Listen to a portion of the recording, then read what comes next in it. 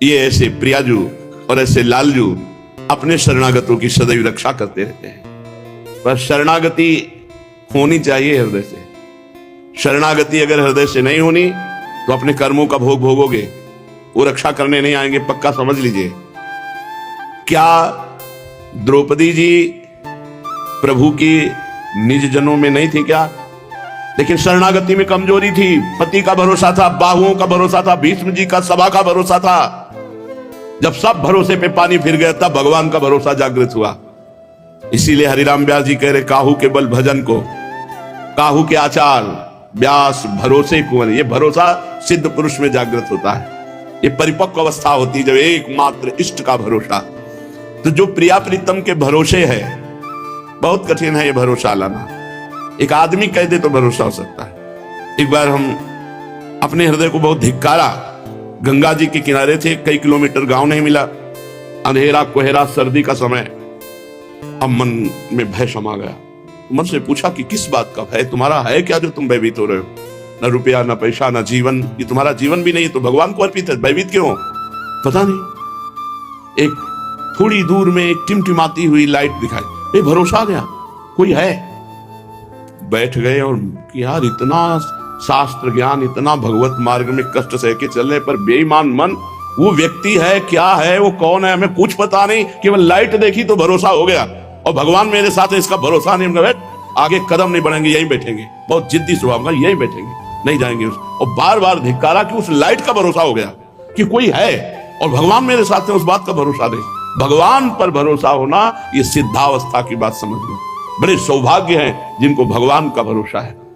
अगर गुरु की बात देखोगे कि गुरुदेव हैं, अगर गुरुदेव अभी गुरु को पहचाना नहीं, गुरु को जाना नहीं, गुरु को व्यक्ति माना, गुरु को भरण पोषण का एकमात्र आश्रय माना, अभी गुरु तत्व को नहीं जाना। अगर गुरु पे भरोसा हो जाए, इष्ट पे भरोसा हो जाए, तो ऐसी जगह जाके बैठ जाओ जहां कोई तुम्हें देखता नहीं। अगर भोजन न करवा दे तो मुझे बता देना। ये हम अपने सब जीवन के अनुभव की बात कहते हैं। पर कुछ ऐसा रहा भगवान की कृपा की, भरोसा कभी किसी का नहीं हुआ, एकमात्र भगवान को बचपन से। ये मतलब अहेतु की कृपा हरि की रही, ऐसा कभी मन में नहीं आना चाहिए किसी उपासक को, क्योंकि ये भरोसे को डिगाता है। गुरु तत्व भरोसा है, गुरु तत्व सत्य है, गुरु तत्व विश्वास है, गुरु तत्व श्रद्धा है। अगर ये चीजें नहीं है तो अभी गुरु को समझा नहीं, मनुष्य माना। मनुष्य रूपेण हरि स्वयं। जब सर्वत्र हरि है तो गुरु में हरि नहीं। तो हरि जब है तो भरण पोषण की सेवा हरि है। संपूर्ण ब्रह्मांडों का भरण पोषण हरि करते हैं। फिर हमें चिंता क्या है? मेरे गुरु हरि हैं, हरि गुरु, गुरु गोविंद ने भेद कराई और भरण पोषण की उनकी तो विश्वंभर। फिर मुझे क्या चिंता? ऐसे यहां सीधा प्रहार सहा जाता है भगवत मार्ग में। ये शेरों का मार्ग है, गीदड़ों का नहीं। ये जो भगवत मार्ग है शेरों का मार्ग है। एक बार उदास खिन्न बैठे थे, एक बड़े कृष्णकाय संत आए, कृष्णकाय एकदम बड़े मौजियल संत, बड़े मस्त संत थे। कैसे बैठे? प्रणाम किया, नई अवस्था। अरे कितने युद्ध हैं, तुम लोगों को लड़ने थोड़ी पड़ रहे हैं, तुम्हारे सामने ही नहीं हो। तुम तो किले के अंदर हो, या तो चौड़े में मैदान में, जहां हम कहीं निराशा की एक किरण भी उदय होने वाली होती थी, वही ज्ञान का भास्कर किसी न किसी संत से ऐसा मिल जाता, फिर ज्वाला झपकती, फिर हमें नहीं नहीं भागो, आगे बढ़ो, आगे बढ़ो। ये लौटने वाला मार्ग नहीं, कायर। और अगर ये सोचो कि समस्या नहीं, तो हम आपसे कहते हैं आपने समस्या देखी ही नहीं। सर्दी का समय, पूरे वो जो एक मार्किन वो भी भींज गई है, ओढ़ने के लिए कंबल नहीं। एक आश्रम में गए तो उनका, अब यहां तो पर्सनल संत, आप बाहर से आए, पता नहीं संत हो कि नहीं, क्योंकि ऐसा रूप था। जटाएं केवल एक, अचला केवल उनका। अपने संत समाज में तो ऊपर एक कमरा, उसमें ना खिड़की ना दरवाजा, वो गंगा जी की हवा चले और गीले कपड़े, पूरी रात आनंद रहा। मंत्राकार वृत्ति। जब ज्यादा ठंडी लगती ना तो गंगा जी के जल में घुस के खड़े हो जाते थे, क्योंकि गंगा जी का ऊपरी जल ठंडा होता है, नीचे का जल गर्म होता है। कैसे कैसे वार सहे, तब भगवत मार्ग में आगे बढ़। जिंदगी में हाथ का पंखा नहीं रहा, हाथ का पंखा। इसलिए आपको तो कष्ट ही नहीं है, और ये न सोचिए कि उस कष्ट का बिना अनुभव किए हुए हम भगवत प्राप्ति नहीं। सुखपूर्वक भवसागर तर जाओगे। तो बोले फिर आपको क्यों कष्ट दिया गया? क्योंकि आपके दिमाग को कंट्रोल करने के लिए कष्ट दिया गया। दिमाग को, अगर आप हमारे दिमाग में केवल दिमाग लगाए रखोगे, तुम्हारे दिमाग को कोई हैक कर ले, विश्व में पैदा नहीं हुआ। लेकिन मोह कपट छल छिद्र न भावा, हमसे कुछ बोलो, पीछे कुछ आचरण करो, फिर हमारे बस का खेल नहीं रहेगा। ये छल कपट का मार्ग नहीं है, ये विशुद्ध विश्वास का मार्ग है। जिसे तुम सुख समझते हो, ये सुख नहीं, सुख की छाया है। समझ पड़ती नहीं मेरे गिरधर की माया, ऐसा फंसाएगी, इतना हिमाम बोल दोगे, देख लेना। भगवान ने अवसर दिया और उस अवसर को ठुकरा दिया तो त्राहिमाम बोलना पड़ेगा पक्का। ये सब सौभाग्य उदय हुआ जो हमें भगवत मार्ग मिला। अभी समझ ही नहीं पा रहे, समझ ही नहीं पा रहे। बड़ा विचित्र खेल है, समझ ही नहीं पा रहे कि हमें भगवान ने अवसर दिया सुमिरन का। संघर्ष करना यदि नहीं सीखोगे तो परास्त हो जाओगे। स्वयं भगवान 6वें दिन से संघर्ष शुरू हो गया, पूतना मारने आई थी। इतना बड़ा कंचन कामिनी कीर्ति का प्रभाव है कि जिस समय कंस ने अक्रूर जी को श्री कृष्ण बलराम जी को लेने के लिए भेजा, तो अक्रूर जी की महान स्थिति को देखकर श्री सुखदेव जी ने वर्णन किया, परीक्षित यही जीवन का परम लाभ है जो इस समय अक्रूर जी का है। जे ही ब्रज वृंदावन में प्रवेश हुए तो चरण चिन्ह दिखाई दे रहे थे, ध्वजा अंकुश वज्र जौ आदि देखा। ये तो मेरे स्वामी के चरण चिन्ह लौट गए। मथुरा से वृंदावन आने में पूरी शाम हो गई थी। ऐसे प्रेम विभल जगह जगह रथ से कूद पड़ते, मेरे स्वामी के चरण चिन्ह लौटते। इतना श्री कृष्ण अनुरागी भक्त। द्वारिका लीला में जब सत्राजित ने भगवान सूर्य की आराधना के द्वारा स्यमंतक मणि प्राप्त की और अक्रूर जी को पता चला कि भगवान श्री कृष्ण के कहने पर भी ये स्यमंतक मणि उग्रसेन जी के पास जमा नहीं की गई राज खजाने में, भगवान कह रहे थे सुरक्षित रहेगी, हाँ, और जो 8 बार सोना होगा वो तुम्हें प्राप्त होता रहेगा। अवहेलना कर दी। संयोगवशात उनके भाई प्रसेनजीत वो गले में मणि डाल करके शिकार खेलने गए, सिंह ने मार डाला। और वो मणि ऐसा समझा कि मानो कुछ खाद्य वस्तु है, तो अपने दांतों पे दबा के तेजोमयी मणि प्रकाशित जा रही थी, जाम्बवान ने देखा, घसीट के मार डाला और मणि लेकर गुफा के अंदर प्रवेश हुए। तो वो चरण चिन्ह बने हुए थे। सत्राजित ने पूरी द्वारिका में फैला दिया कि हमने श्री कृष्ण का कहा नहीं माना, इसलिए श्री कृष्ण ने हमारे भाई का भी अपहरण कर लिया और स्यमंतक मणि। जब ये बात भगवान ने सुनी तो बहुत से गणमान्य द्वारिका के लोगों को लेकर के जिधर शिकार खेलने गए, वहां देखा घोड़ा मरा है, थोड़ी देर बाद देखा प्रसेनजीत भी मरा है, फिर आगे सिंह के पैर देखे तो उसके सहारे गए तो देखा गुफा के द्वार पर सिंह मरा है। तो द्वारिका वासियों से कहा आप रुकिए, हम गुफा में जाते हैं, स्यमंतक मणि का पता लगा। वहां गए तो देखा स्यमंतक मणि जाम्बवती जी लिए खेल रही थी। तो धाय मां चीख पड़ी, तो जाम्बवती जी कई दिन तक युद्ध हुआ, फिर जाना मेरे भगवान ही श्री राम ही श्याम के रूप में अवतरित हुए हैं। तो जाम्बवती जी को स्यमंतक मणि को दिया। सत्राजित बहुत लज्जित हुए क्योंकि प्रसेनजीत मारे गए। वो पूरी कहानी जब उनको पता चली तो बहुत कि मैंने व्यर्थ में निंदा की। तो सत्यभामा जी का ब्याह करके स्यमंतक मणि दहेज में देना चाहो, उनका नहीं, आप ही रखिए स्यमंतक मणि, मुझे नहीं चाहिए। प्रभु सत्यभामा जी को लेकर निमंत्रण में हस्तिनापुर गए हुए थे। प्लानिंग हुई, सत्राजित को मार डालो और स्यमंतक मणि ले लो। तो सुधनवा नाम का, शायद सुधनवा या ऐसे ही नाम था, वो तैयार हो गया। कृतवर्मा और अक्रूर जी ने सलाह दी, मार डाला और सत्राजित को और मणि ले ली स्यमंतक। जब ये खबर गई भगवान वहां आए और पीछा किया उसका। जब उसको पता चला कि भगवान मुझे मारना चाहते हैं, भागा। बहुत भागने पर बलराम जी भी साथ थे, भगवान श्री कृष्ण भी, उसका घोड़ा थक गया, भगवान ने उसे मार डाला। सुदर्शन चक्र से परम पद प्रदान किया और उसके पास स्यमंतक मणि नहीं निकली। वो स्यमंतक मणि कहाँ है? भगवान ने ही तलाशी ली थी। बलराम जी ने कहा जब इसने मारा है सत्राजित को तो इसी के पास होगी। भगवान ने कहा नहीं, इसके पास तो नहीं, किसके पास हो सकती है? आप इसका पता लगाइए, हम विदेहराज से मिल करके आते हैं। विदेहराज से मिलने के लिए बलराम जी चले। अब भगवान बड़े चिंतित किए। कृतवर्मा तो पहले ही भाग चुका था कि अगर पता चला कि हमारी सलाह थी तो मारे जाएंगे। तो अक्रूर जी भी काशी चले गए और काशी में बड़ी बड़ी यज्ञ, क्योंकि 8 बार सोना रोज देती थी, बहुत प्रभाव था स्यमंतक में। जब सुना तब बुलाया और कहा चाचा जी आपके पास स्यमंतक मणि है, आप अपने पास ही रखना, पर सत्यभामा आदि को दिखा दीजिए, क्योंकि अधिकार तो इन्हीं का है। उनके पिता की तपस्या के द्वारा स्यमंतक मणि प्रकट। उनका नहीं, हमारे पास नहीं। बोले चाचा जी हमें पता है आपकी जेब में कपड़े में लपटी हुई है। इस प्रसंग से हमें शिक्षा मिलती है कि कंचन में कितना बड़ा दम है। अक्रूर जैसे महात्मा को भी भगवान से दूर कर दिया काशी ने। अक्रूर जैसे महात्मा स्यवंतक मणि को महान समझने लगे और नीलमणि को लघु समझ लिया। तभी नीलमणि कह रहे हैं कि दिखा दो स्यवंतक मणि, तो मेरे पास नहीं। कहा नहीं, आपके पास ही रहेगी, मुझे पता है कपड़े में लिपटी हो। निकाल के दिखा दिया। फिर कंचन बड़े बड़े महाभागवतों में भी अपना प्रभाव दिखा रहे हैं। ऐसा ना समझे कि कोई साधारण चीज है। और कामिनी तो उससे भी इसीलिए बहुत जोर का, एक क्रम बाई क्रम उत्तम है। जैसे होता है कि एक उत्तम होता है, इसमें ऐसा नहीं है। इसमें क्रम बाई क्रम उत्तम है। कंचन से श्रेष्ठ कामनी, कामनी से श्रेष्ठ कीर्ति। कंचन विजयी को भी परास्त करने की ताकत रखती कामनी, और कामनी विजयी को भी अपनी प्रतिष्ठा, अपना मान, अपना नाम ये परास्त कर सकता है।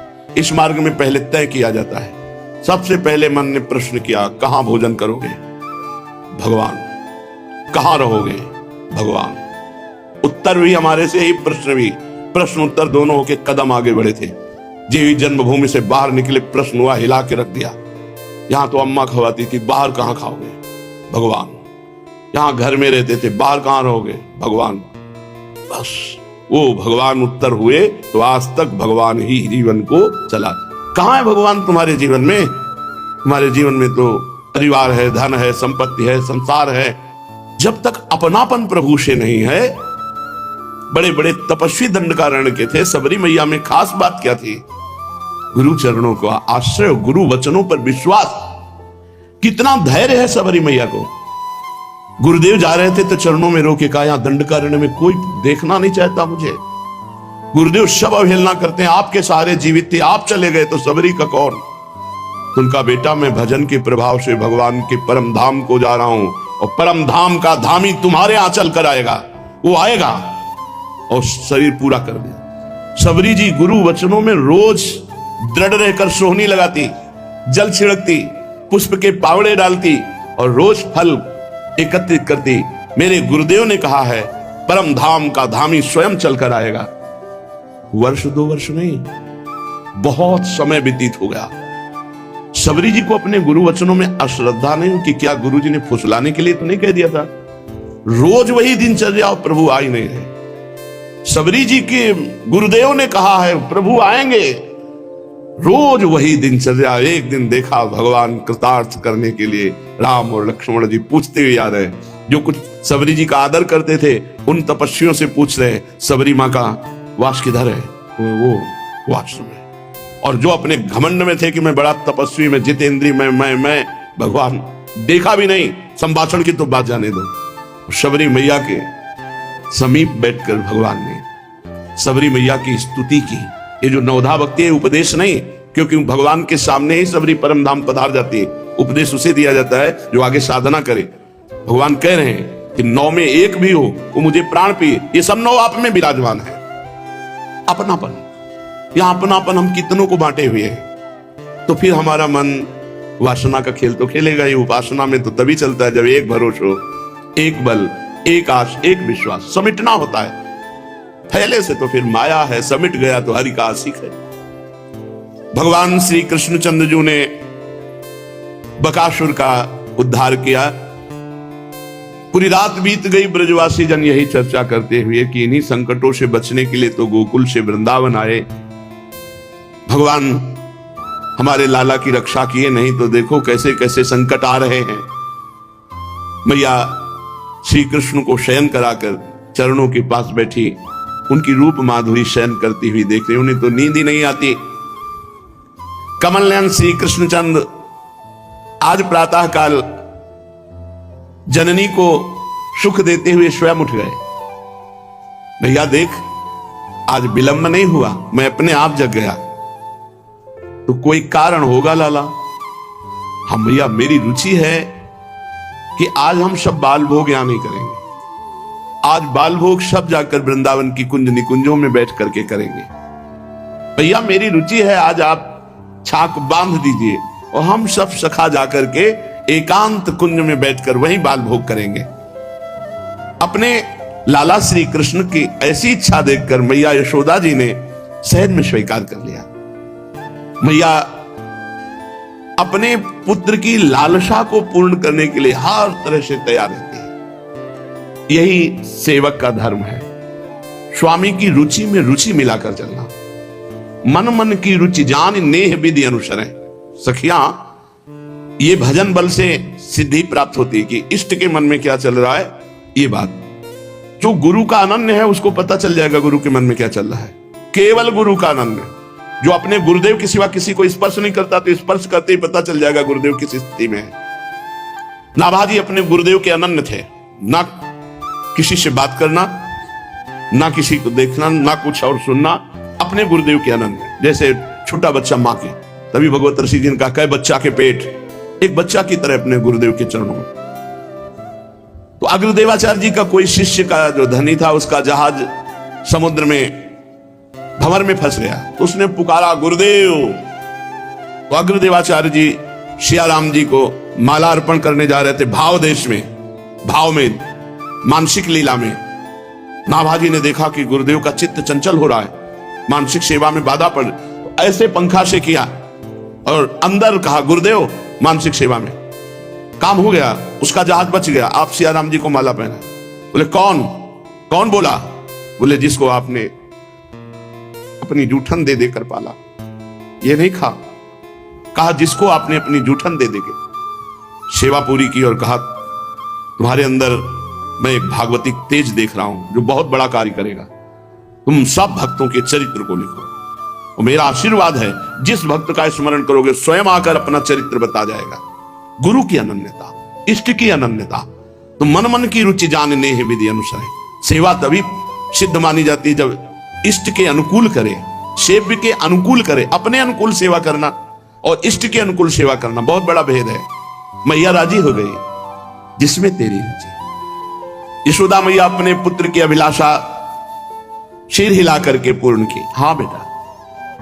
किंतु भगवान श्री कृष्णचंद्र जी बड़े हठीले स्वभाव के हैं। भैया अभी मुझे जाना, अभी इसी क्षण जाना है। मेरी मैया ऐसे दुलार कर कमल से, मेरी मैया अभी जाना है।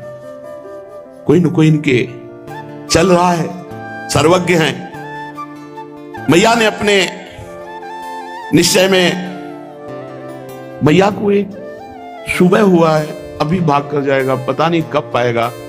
अगर ये थोड़ा मेरे हाथ से पाले हो फिर जाकर वन भोजन करे तो हमें कोई परेशानी नहीं।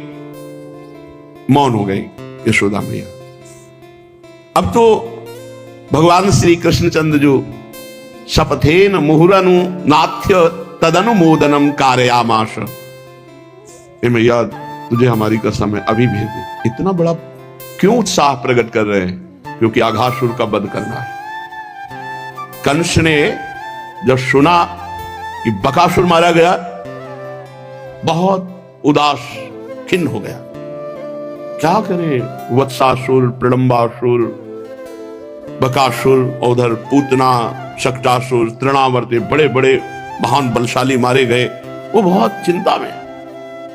उस सभा में जो असुर मंत्री थे उन्होंने कहा, भी आपका एक मित्र है बहुत बलवान अघासुर, वो भी पूरे ब्रजमंडल को लील सकता है, आप आदेश कीजिए।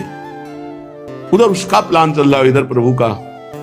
मैया से हट कर लिया शपथ पूर्वक, मैया तुम्हें हमारी शपथ है, हमें आज जाने दीजिए। मैं आज वन भोजन करूंगा। वहीं वन भोजन की योजना वत्सचारण के समय ही बना ली थी भगवान ने, क्योंकि जब बकासुर को मारा था तो पता चल गया भगवान को, भगवान तो सर्वज्ञ है, कि अब अघासुर की प्रवेश वृत्ति यहां होने वाली, ब्रज में एंट्री उसकी होगी, तो उसकी व्यवस्था क्या करनी है। तो भगवान ने पहले ही सोच लिया था जल्दी उठना है और यहीं आके प्रसाद पाने वाली लीला करनी। और सखा मंडल को सबसे बता दिया था कि प्रातःकालीन वेला पर सब नंद भवन के सामने उपस्थित हो जाओ, और सब अपने अपने घर से कलेवा लाना और बांट करके हम वन में पाएंगे। भगवान श्री कृष्णचंद्र जी का पहले से तो किसी ने कोई भी विरोध नहीं किया, सब सखा इसी में तैयार है, क्योंकि सब इसी पद्धति के हैं, जोई जोई प्यारो करे सोई मोई भावे। मैया से बार बार लाला अनुरोध करते हैं। मैया बार बार कहती कि थोड़ा पाने में क्या जाता है, प्रभु सोच रहे मेरे सखा बाहर खड़े हैं और मैं पाऊं, ये ठीक नहीं। हर लीला में भगवान की उपदेश है। यदि आपका कोई मित्र, कोई अतिथि, कोई घर पे है तो सबसे पहले उसको पवाओ, फिर आप पाओ। ये अनीति होगी कि आप अपने घर में आए हुए अतिथि, रिश्तेदार, वयोवृद्ध या कोई भी बैठा हुआ है, आप एकांत में पा रहे हैं, ऐसा नहीं। पहले उससे पूछिए, जो आप पा रहे हो वही उसको पवाइए, फिर आप पाइए। ये पद्धति है। बात नहीं बनी। भैया ने कहा तेरी बात मानूंगी तो मेरी भी बात एक मान। हाँ, क्या बात है आपकी? तो मुझे श्रृंगार कर लेने दे। बात तय हो गई। उधर रोहिणी जी से कहा तुम भोग तैयार करो। लालजू ने कहा श्रृंगार कर लीजिए। भगवान श्री कृष्णचंद्र जी का जो मैया श्रृंगार करती है बहुत ही सुंदर। अभी तो सुंदरता के समुद्र ही हैं।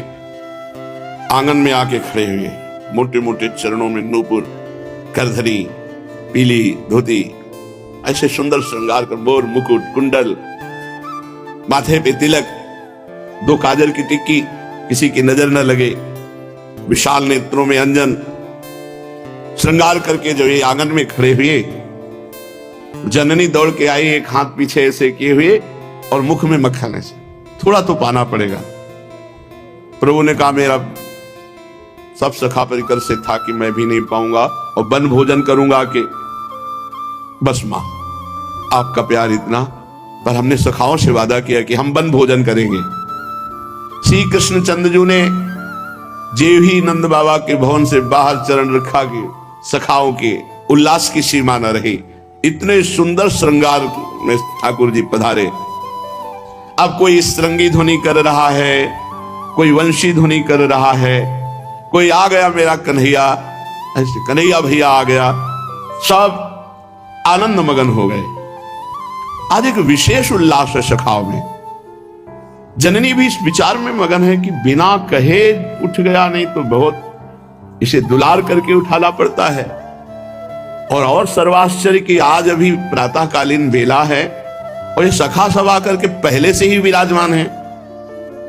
अब तो पूरा परिकर वन की तरफ चल पड़ा।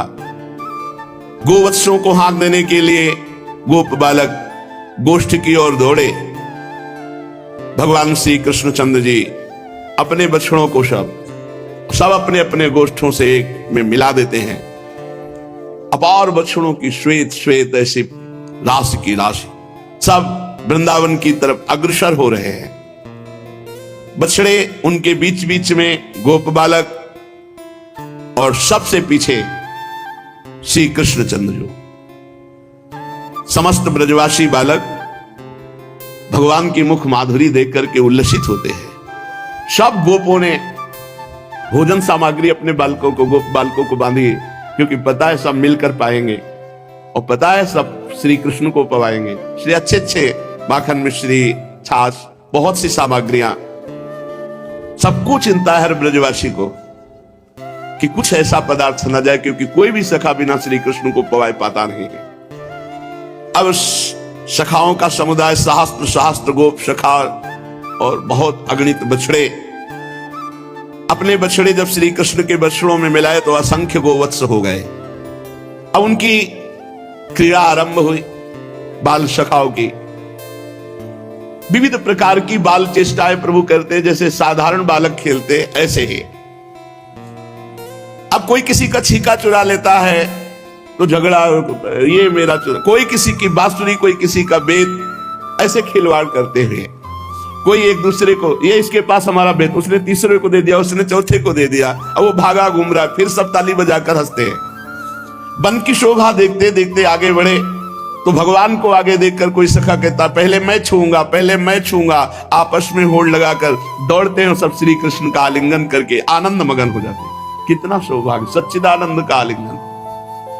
कोई बांसुरी बजा रहा है, कोई सिंगी बजा रहा है, तो कोई भौरों के साथ गुनगुना रहा है ऐसे, कोई कोयलों के स्वर में स्वर मिला रहा है, कोई मोर बोल तो मोर के स्वर में, कोई आकाश में उड़ते हुए पक्षियों की छाया के साथ ऐसे उड़ने की चेष्टा कर रहा है, कोई हंसों की नकल निकाल रहा है, कोई बगुले की, कोई मोर को नाचते देखकर नाच रहा है, कोई बंदरों की पूंछ पकड़कर खींच रहा है। और बंदर जब अपनी चेष्टा वो डराने वाली करते तो ऐसे सखा भी कर रहे। कोई उनके जैसा मुंह बना रहा है, कोई एक डाल से दूसरी डाल पर उनके जैसा छलांग मार रहा है। बहुत से सखा है, कोई नदी की कछार में छुपने का खेल खेल रहा है, वहां देखा मेढक फुदक रहे तो मेढक की तरह फुदक रहे और देख रहे भगवान मुस्कुरा रहे, उनको और आनंद आ रहा है। कोई अपनी परछाई को देखकर हंसी करते हैं, कोई अपनी प्रतिध्वनि को, जब लौट कर शब्द आता है तो ये मेरे जैसा कौन बोल रहा है। ऐसे भगवान श्री कृष्ण बड़े बड़े ज्ञानियों के लिए भी ये दुर्लभ है। ब्रह्मानंद का मूर्तिमान स्वरूप है, दास्य भाव से भजने वालों के लिए आराध्य देव परमेश्वर भगवान परमेश्वरशाली परमात्मा है, और विषय मोहित विषयांधों के लिए केवल एक मनुष्य बालक है। भगवान के साथ ये सब पुण्यात्मा महात्मा ही ग्वाल बाल बने हैं, आकर ये खेल खेल रहे हैं। बहुत जन्मों तक, शब्द ध्यान देना, बहुत जन्मों तक श्रम, कष्ट, तपस्या, इंद्रियों पर विजय, अंतःकरण को वश में कर लिया है। उन योगियों के लिए भी ये सुख अप्राप्य है जो सखाओं को प्राप्त हो रहा है। बड़ा दुर्लभ लाभ है। वही भगवान जो बड़े बड़े योगियों की पकड़ में नहीं आते, ब्रजवासी बालकों के साथ आंख मिचौली खेल रहे, छुपा छुपी खेल रहे। श्री सुखदेव जी कहते, परीक्षित इनके सौभाग्य की महिमा हम कैसे वर्णन करें।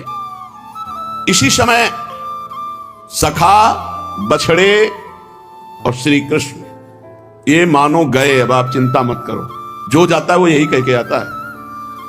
आपको हमारे बल पर विश्वास है? कंस के, मैं चाहूं तो पूरे ब्रजमंडल को चबा डालूं, ऐसा रूप है उसका। कंस ने कहा, बड़ा हमारी मित्रता आप तो है ही और बड़ा उपकार होगा आपका, मैं इस भय से उबर नहीं पा रहा हूं। अगासुर ने कहा, बस गया और आया, आप चिंता मत करो। अब वहां से अघासुर आ गए। ये बहुत बलशाली था, एक से एक बलशाली था। उसने पहले गुप्त रूप से श्री कृष्ण ग्वाल बालों की ये सुखमयी लीला देखी, बड़ी जलन हुई। ये इतना भयंकर था, अघासुर की अमृत पान करके अमर हुए देवता भी इससे भयभीत होकर जीवन की रक्षा चाहते थे। देवता लोग बाट जो रहे थे कि इस अघासुर की मृत्यु का कब अवसर आएगा। ये अघासुर पूतना और बकासुर इनका छोटा भाई है। ध्यान से देखा श्री कृष्ण की तरफ, इसने हमारी बड़ी बहन पूतना को मारा, हमारे भैया बकासुर को मारा। आज इसे मार करके इसके जब हम मार देंगे तो हमारे जो पधारे हुए जन हैं उनकी छाती शांत होगी। आत्म शांति के लिए आज इसको मारे। वो श्री कृष्ण श्री दामा ग्वाल बालों को देखकर मन ही मन सोचने लगा, मेरे सगे भाई बहन को मारने वाले, आज तो जिंदा नहीं बचेगा, आज मैं तुझे मार डालूंगा। जब मैं इसे मार डालूंगा तो मेरे भैया और बहन को तर्पण की तिलांजलि, और सारे ब्रजवासी श्री कृष्ण के बिना अपने आप मर जाएंगे।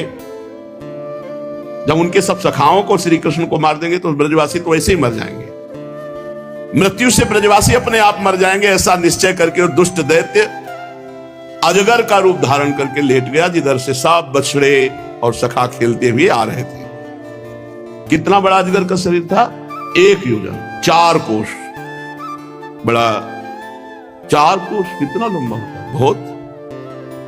1 योजन और ऊंचाई पर्वत के समान, बड़ा अद्भुत। उसकी नियत थी एक झटके में बछड़ा, सखा, श्री कृष्ण सबको निगल जाने की, इसलिए उसने अपना मुंह फाड़ रखा था। और अजगर में एक आकर्षण शक्ति होती है, जैसे उसके सामने शिकार आया तो वायु घसीटती है, और जब पकड़ लेता है तो उसकी पकड़ से उसके शरीर को काट डालो तभी बचना होता नहीं, उसकी पकड़ इतनी जोर की होती है, बचना नहीं हो सकता। अजगर की पकड़ देखो, भीम नहीं बच पाए। 4 कोस लंबा शरीर फैला के, गुफा जैसा मुंह, नीचे के ओठ पृथ्वी पे, ऊपर का ओठ बादलों से, कंदराओं के समान जबड़े, पर्वत शिखर की नुकीली ऐसी दाढ़े, मुंह के भीतर घोर अंधकार गुफा जैसा, और जीभ ऐसी लग रही थी कि इस गुफा में प्रवेश करने की सड़क है, और सांस दावा नल के समान धधक रही थी। अघासुर को देख करके गोप बालकों ने कहा, देखो देखो, ये तो हमने देखा ही नहीं वृंदावन की शोभा, ये कितना कौतुक, देखो देखो, ये तो ऐसा लगता है जैसे अजगर का मुंह हो। वो समझ रहे वृंदावन की शोभा है। कोई कहता, मित्रों भला बताओ तो, ये हमारे सामने जो ये दृश्य है इसमें ऐसा सही नहीं लग रहा कि ये अजगर का खुला हुआ मुख है। दूसरे ने कहा हाँ हाँ, सूर्य की किरणें पड़ने से ये जो कुछ लाल लाल दिखाई दे रहा है, ऐसा लग रहा है कि अजगर का ऊपरी ओठ है, और बादलों की परछाई से जो नीचे का दिखाई दे रहा है वो लग रहा है ये नीचे का ओठ है। तीसरे ग्वालवाल ने कहा हाँ हाँ, देखो तो सही, ये दाईं और बाईं ओर की गिर गुफा कंदराएं ऐसा लग रही अजगर का जबड़ा है। ये ऊंची ऊंची शिखर पंक्तियां तो साफ साफ इसकी दाढ़ें मालूम दे रही। चौथे सखा ने कहा भाई ये लंबी सड़क बीच से जा रही है, ऐसा लग रहा है कि ये गुफा के अंदर प्रवेश करने का अजगर का मुंह है। अगले ग्वालवाल ने कहा देखो गरम गरम सांस आ रही, हमें लगता जंगल में कहीं आग लग गई। क्या इस सांस का मेल बैठ रहा है इस दृश्य से, ऐसा लगता है अजगर के अंदर से आ रही, मानो मरे हुए जीवों की मांस की दुर्गंध हो ऐसी आ रही। एक ने कहा ए भाई इस रोड से चल के देखते हैं ना अंदर, क्या है सही में अजगर है? अगर अजगर होगा तो निकल जाएगा। अरे भाई अगर निकल गया तो मेरा कन्हैया बकासुर के समान फाड़ के फेंक देगा इसे, ये ठसक है। ए डरना क्या, मेरा कन्हैया है, जैसे बकासुर मारा गया ऐसे अगासुर मारा जाएगा। ये मेरा कन्हैया मुझे छोड़ नहीं सकता। ये दो बातें अंदर बैठे, ये मेरा कन्हैया मुझे छोड़ नहीं सकता, अगर ये मारने की चेष्टा की तो ये भी मारा जाएगा, मेरा कन्हैया है। यही ठसक तो बहुत भगवत कृपा से आती है।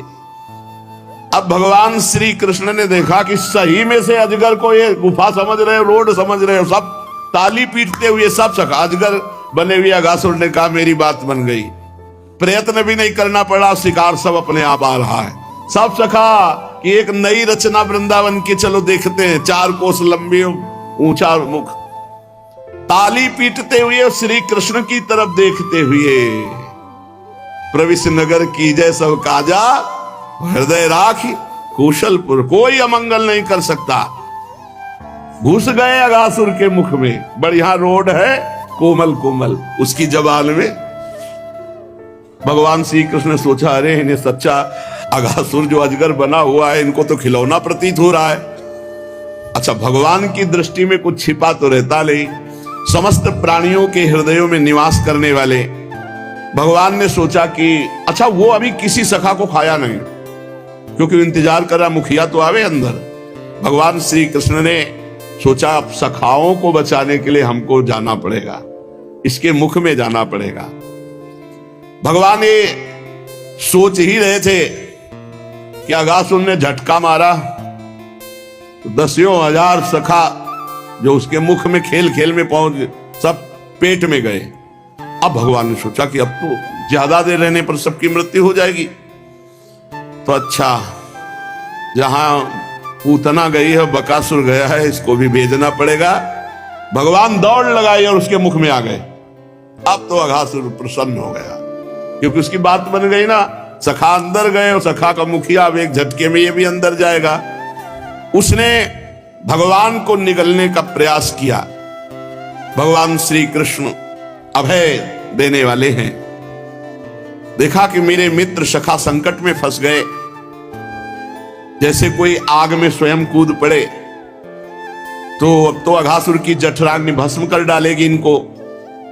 मुझे अब इनको मृत्यु से बचाना होगा क्योंकि हमारे सखा बहुत भोले हैं। भगवान श्री कृष्ण ने अपने शरीर को विराट रूप किया, बढ़ाया, इतना बढ़ाया मोटा लंबा, बिल्कुल फिट उसका मुंह बंद, कहीं से वायु आने जाने की। अब थोड़ी देर में प्राणवायु रुक गई, आंख उलट गई, व्याकुल हो गया, छटपटाने लगा, शरीर रुका।